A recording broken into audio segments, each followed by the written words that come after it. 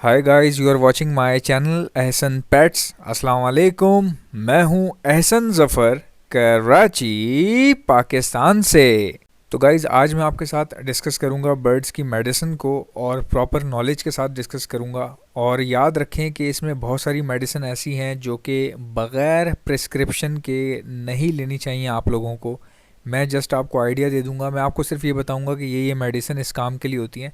लेकिन फिर भी अगर कभी आपने कोई भी लेनी हो तो ज़रूर किसी से पूछ के मशवरा करके लें, क्योंकि जिस तरह इंसानों में जो दवाइयाँ इस्तेमाल होती हैं डॉक्टर से पूछ के होती हैं, इसी तरह बर्ड्स में भी जो दवाइयाँ आप इस्तेमाल कर रहे हैं, अगर आपका रब्ता डॉक्टर से नहीं हो सकता तो एटलीस्ट किसी ऐसे बंदे से कर लें जो अपने बर्ड्स को दवाइयाँ देता हो। अगर बात की जाए बर्ड्स की मेडिसिन की, तो सबसे इम्पॉर्टेंट जो मेडिसिन होती हैं बर्ड की, वो होती हैं एंटीबायोटिक। और मैं ख़ुद भी पूरे पाकिस्तान में बर्ड्स की मेडिसिन जो है वो सप्लाई करता हूँ। आप पाकिस्तान के किसी भी कोने में हैं, मैं आपको पहुंचा सकता हूं। अगर आपको कहीं और से मिल जाती है अच्छी बात है, नहीं मिलती या आप मेरे पे ट्रस्ट करते हैं या मेरी कंसल्टेंसी हासिल करना चाहते हैं मेडिसिन के हवाले से, तो आप मुझसे भी मेडिसिन ऑर्डर पर मंगवा सकते हैं। ठीक हो गया जी। तो चलें अब बात करते हैं एंटीबायोटिक की। देखें, एंटीबायोटिक जो बर्ड्स के लिए इस्तेमाल होती हैं, इसमें 3 स्टेजेस होती हैं। एक होती है फर्स्ट स्टेज की एंटीबायोटिक, एक सेकंड स्टेज की होती है और एक थर्ड स्टेज की होती है। अब इन स्टेजेस को ज़रा गौर से सुनिएगा। एक बहुत पुरानी वीडियो में भी मैंने बताई थी बात, लेकिन इसको थोड़ा सा और अपग्रेडेड करके आपको अच्छे से एक्सप्लेन कर देता हूँ ताकि आपको समझने में प्रॉब्लम ना हो। यानी अगर आप अपने किसी बर्ड को मेडिसिन देना चाह रहे हैं तो आपको इतना पता हो कि किस बर्ड को किस बीमारी में क्या डालना है। ठीक है, तो मैं किसी ख़ास कंपनी का नाम नहीं ले रहा, ना मैं मेडिसिन का नाम ले रहा हूँ।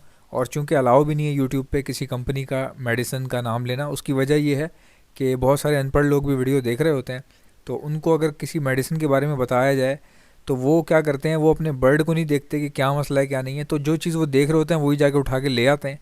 और भाई हो सकता है कि उनके बर्ड की तबीयत इतनी ज़्यादा ख़राब ना हो जितनी हैवी वो मेडिसिन यूज़ कर रहे हैं, तो उससे बर्ड को नुकसान होगा।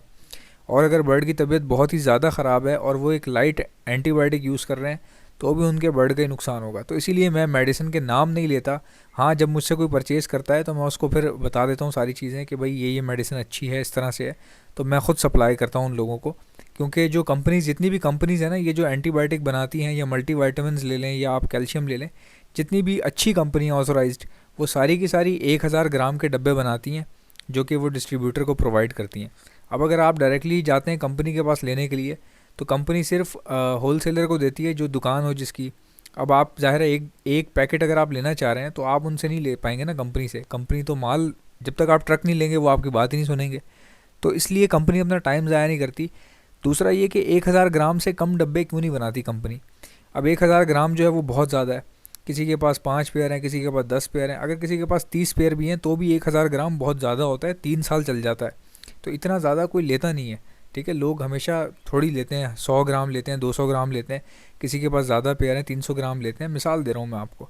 तो मेरे पास हार्डली जो है ना 600-700 ग्राम लिए लोगों ने, वो भी अलग अलग मेडिसिन। ठीक है, अलग अलग, सारी एक दवाई 600-700 ग्राम नहीं ली किसी ने, अलग अलग 200 ग्राम वो, 200 ग्राम ये, 200 ग्राम यूँ, इस तरह करके 600-700 ग्राम मुझसे ली गई है। कभी कोई ऐसा बंदा नहीं आया जिसने 1000 ग्राम ली हो। ठीक है। अच्छा, अब ये एंटीबायोटिक का चक्कर क्या है कि कंपनी जो है वो छोटे पैकेजिंग में इसलिए नहीं बनाती क्योंकि देखें, छोटी बॉटल्स होंगी, कंपनी को बॉटल पे ख़र्चा आएगा। फिर उस बॉटल को ऐसे नहीं छोड़ सकते ना, उस पर प्रिंटिंग, सारा प्रिंटिंग प्रेस से वो बनवानी पड़ती है। उसकी उसके ऊपर जो स्टिकर्स वगैरह लगते हैं वो फिर गत्ता बनवाना पड़ता है प्रिंट करवा के कंपनी का। तो उसमें कॉस्ट इतनी ज़्यादा आ जाती है कि दवाई की कीमत बहुत ऊपर चली जाती है और फिर लेने वाले लोग लेते नहीं हैं, इस वजह से कि कंपनी जो है अपना पैसा वसूल करती है जो लगाती है। तो प्राइस ज़्यादा होने की वजह से लोग मेडिसिन ले ही नहीं पाते डर के मारे। तो कंपनी क्या करती है भाई, डिस्ट्रीब्यूटर्स को, होल सेलर्स को दवाइयाँ प्रोवाइड करती है।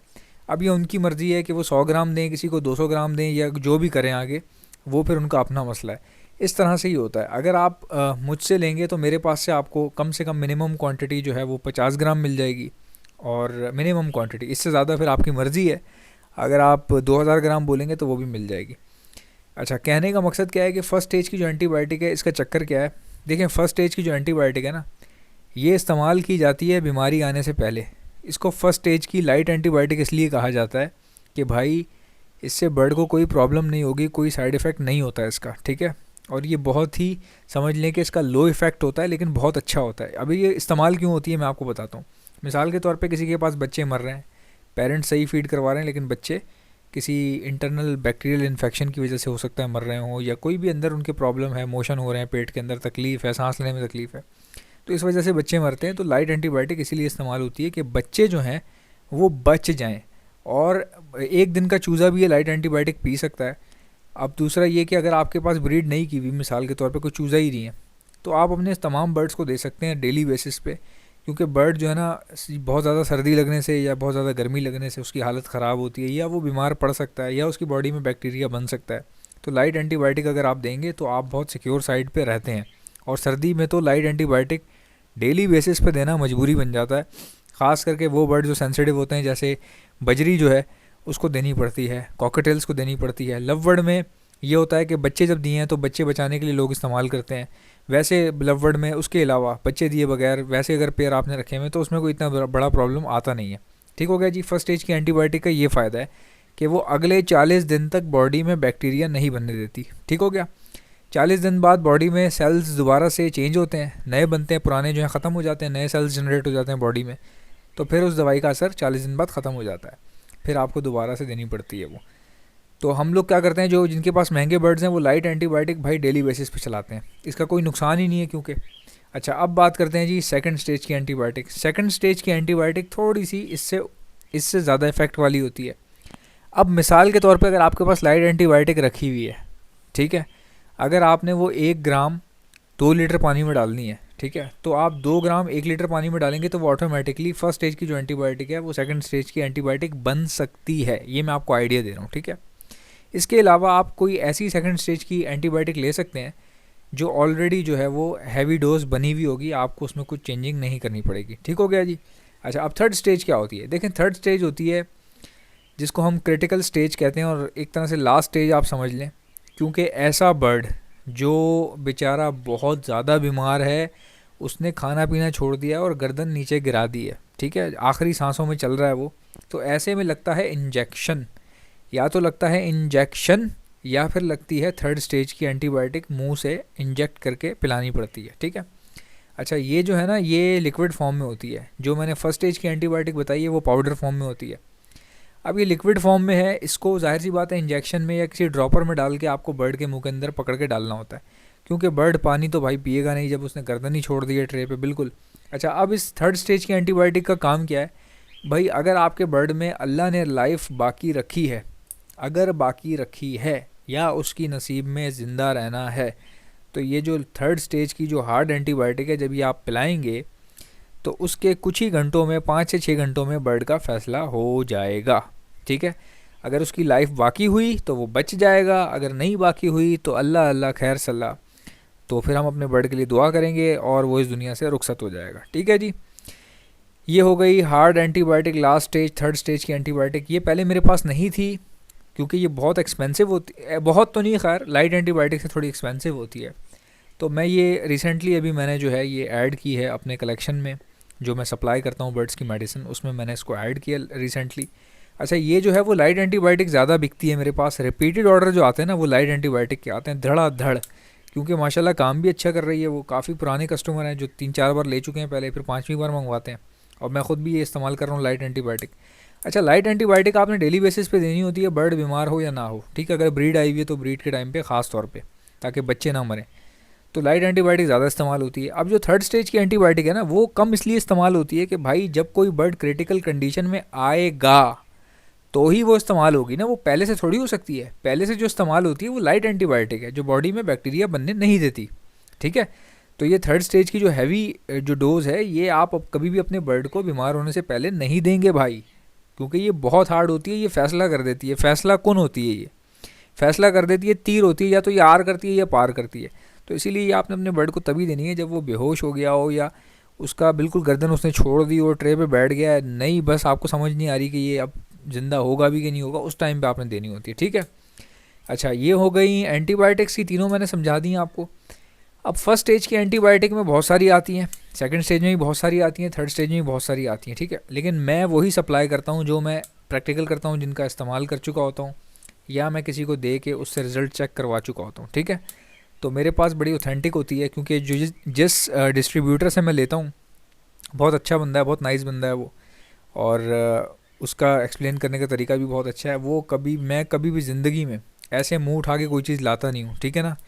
तो अगर आप में से किसी को चाहिए, पूरे पाकिस्तान में से लाइट एंटीबायोटिक चाहिए या हार्ड एंटीबायोटिक चाहिए, सेकंड स्टेज की मेरे पास नहीं होती, क्योंकि सेकंड स्टेज की मैं रखता ही नहीं हूँ, और ना मेरे पास ऑर्डर्स आते हैं। ज़्यादातर ऑर्डर आते हैं लाइट एंटीबायोटिक के, ठीक है। और उसके बाद फिर बहुत कम ऐसे ऑर्डर होते हैं जो थर्ड स्टेज के एंटीबायोटिक के आ जाएँ। इक्का दुक्का पहले आए थे, इक्का दुक्का मैंने मना कर दिए थे, उस वक्त नहीं थी मेरे पास, बट अब आ गई है, ठीक है। क्योंकि मेरे पास एक बर्ड ऐसा था जिसकी हालत क्रिटिकल थी, तो मैंने कहा यार ये मैं अपने पास ऐड करूँगा ताकि मैं भी इस्तेमाल कर सकूँ। अच्छा, इसके अलावा मल्टीवाइटामिन में आपको मल्टीवाइटामिन चाहिए जो बर्ड को ब्रीड करने में काफ़ी हेल्प आउट करते हैं, या कोई ऐसा बर्ड है जिसने बच्चे दिए हुए हैं और वो अपने बच्चों को पालता है, तो ऐसे में मल्टीवाइटामिन आप डाल सकते हैं, ठीक है। मल्टीवाइटामिन अगर आप नहीं डालेंगे तो कोई क़यामत नहीं आ जाएगी, लेकिन अगर आप डालेंगे तो उसका फ़र्क वाज़ह नज़र आता है, पता चल जाता है चीज़ का। जब आप डाल रहे हो या ना डाल रहे हो आपको फ़ील हो जाता है। अगर आप ये नहीं डालेंगे तो आपके बच्चे तब भी निकल आएंगे, लेकिन जब आप डालेंगे तो आपको फ़र्क महसूस होगा बच्चों के साइज़ में। बच्चों का जो ग्रोथ टाइम है वो ज़्यादा तेज़ हो जाएगा, ठीक है, जल्दी बड़े होंगे वक्त से पहले। और उनका जो वेट है, बॉडी का जो वेट है, चूज़े जब आप उठाएंगे तो आपको महसूस होगा, फ़र्क आता है, काफ़ी फ़र्क आता है। और अगर आप ज़ाहिर है अगर आप अच्छी खुराक डालेंगे या मल्टीवाइटामिन डालते हैं तो फ़र्क तो यार आएगा ना, डेफिनेटली। कंपनीज़ बना रही हैं, लोग ख़रीद रहे हैं, ऐसे सब कुछ ऐसे अंधाधुंध नहीं चलता, ठीक है। अच्छा जी, मल्टीवाइटामिन हो गई। मल्टीवाइटामिन आता है मेरे पास पाउडर फॉर्म में आता है, ठीक है, बहुत चलता है वो, मैं यूज़ करता हूँ, सॉफ्ट फूड के ऊपर छिड़कते हैं हम लोग उसको। और एक आता है लिक्विड फॉर्म में। जो लिक्विड फॉर्म में आता है वो इससे थोड़ा सा एक्सपेंसिव है, तकरीबन कोई 200-400 रुपये ऊपर है, ठीक है। क्योंकि लिक्विड वाला जो है ना वो बॉडी में बहुत तेज़ी से अब्जॉर्ब होता है, लेकिन लिक्विड वाला मैंने इस्तेमाल आज तक नहीं किया, ठीक है। मैंने किसी को दिया था इस्तेमाल करने के लिए, मुझसे किसी ने परचेज़ किया तो उन्होंने बहुत तारीफ़ की थी मेरे से कि यार ये बहुत अच्छा है, ठीक है। लेकिन मैं ख़ुद पाउडर वाला यूज़ करता हूँ, ठीक हो गया जी। अच्छा, इसके बाद आ जाएँ कैल्शियम पे आ जाएँ, कैल्शियम पे। अच्छा, कैल्शियम और विटामिन डी, ये मेरे पास एक विटामिन डी प्लस कैल्शियम है, जिसमें विटामिन डी भी मौजूद है और कैल्शियम भी मौजूद है। ये लिक्विड फॉर्म में और प्योर विटामिन डी है, ये चिकना लिक्विड है जो हड्डियों में जाता है सीधा का सीधा, ठीक है। तो ये लिक्विड फॉर्म में, ये भी आप मुझसे अगर आप चाहें तो आप मुझे ऑर्डर कर सकते हैं। और कोई भी मेडिसिन आपको चाहिए, उसका तरीक़ेकार ये है कि भाई सिर्फ़ और सिर्फ मेडिसिन लिख के मुझे व्हाट्सएप पे सेंड कर दें। सलाम मत करें मुझे, हाय मत लिखें, भाई मैं नहीं पढ़ता सलाम हाय, टाइम नहीं होता। मेडिसिन चाहिए तो मेडिसिन लिख के मुझे फॉरवर्ड कर दें, मैं आपका मैसेज खुद ही निकाल लूँगा चैट में से और आपसे रब्ता कर लूँगा। मेरा व्हाट्सएप नंबर है 0349220045। मैं अपना व्हाट्सएप नंबर रिपीट कर रहा हूँ, 0349220045। आपसे मुलाकात होगी नेक्स्ट वीडियो में। अल्लाह हाफ़िज़।